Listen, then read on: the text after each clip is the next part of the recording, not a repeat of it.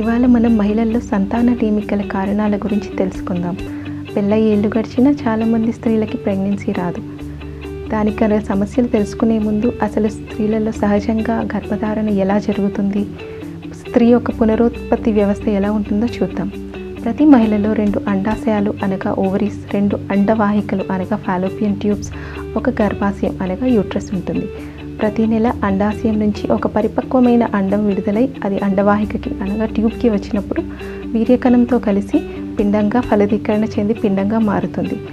అది అక్కడి నుంచి 5వ రోజున గర్భాశయానికి చేరుకొని 9 నెలలు అక్కడ పెరిగి ఒక శిశువుగా జన్మిస్తుంది. ఇది సహజ పద్ధతి. ఈ ప్రక్రియలో ఎక్కడైనా ఇబ్బందులు ఉన్న వారిలో సంతానలేమి మనం చూస్తూ ఉంటాం. మొదటిగా తీసుకున్నట్టయితే 14 ఏళ్ల వయసు మొదలుకొని 40 ఏళ్ల వయసున్న మహిళలలో ఇవాళ నేటి ఆధునిక జీవనశైలి వల్ల పీసీఓడి అంటే పాలిసిస్టిక్ ఓవేరియన్ డిసీజ్ అనేది చాలా సాధారణంగా మేము చూస్తున్నాం. వీరిలలో అండాలన్నీ నీటి బుడగలుగా మారిపోతాయి.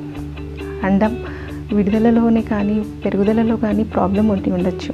దాంతోపాటు నెలసరి సమస్యలు అంటే నెలసరి సరిగ్గా రాకపోవటం, వచ్చినా ఒకే రోజు ఉండడం లేదా మాత్రలతోనే నెలసరి రావడం, ఇలాంటి ఇబ్బందులన్నీ ఉంటాయి.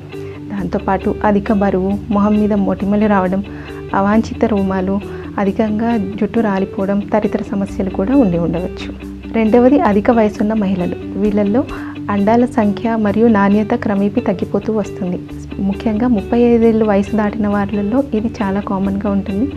ఇటీవల కాలంలో మహిళలు చదువు, ఉద్యోగం తదితర కారణాల వల్ల పెళ్ళి ఆలస్యంగా చేసుకోవడం, పిల్లల్ని ఆలస్యంగా ప్లాన్ చేయడం జరుగుతుంది. అలాంటి వారిలో ఇలాంటి ఇన్ఫర్టిలిటీ సమస్యలు తలెత్తుతాయి. అండవాహికలు అనగా ఫాలోపియన్ ట్యూబ్స్ విషయానికి వస్తే ఇవి ఏ కారణం చేతైనా మూసుకొని పోయి ఉండొచ్చు.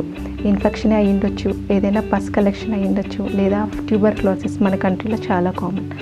ఇలాంటి కండిషన్స్ అన్నిట్లలో అండవాహికలు మూసుకొని పోతాయి. అలాంటప్పుడు కూడా వీళ్ళకి సంతానలేమి సమస్యలు ఉంటాయి.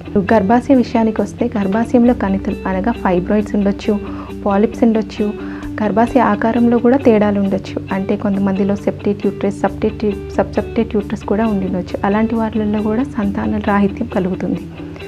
చివరగా అన్ఎక్స్ప్లెయిన్డ్ ఇన్ఫర్టిలిటీ అంటే మా దగ్గరికి ఇన్ఫర్టైల్ కపుల్ వచ్చినప్పుడు మేము వాళ్ళకి కొన్ని పరీక్షలు చేస్తాం. అలాంటి పరీక్షలలో అన్ని రిపోర్ట్స్ నార్మల్గానే వస్తాయి, అయినా కూడా వాళ్ళకి ప్రెగ్నెన్సీ రాదు.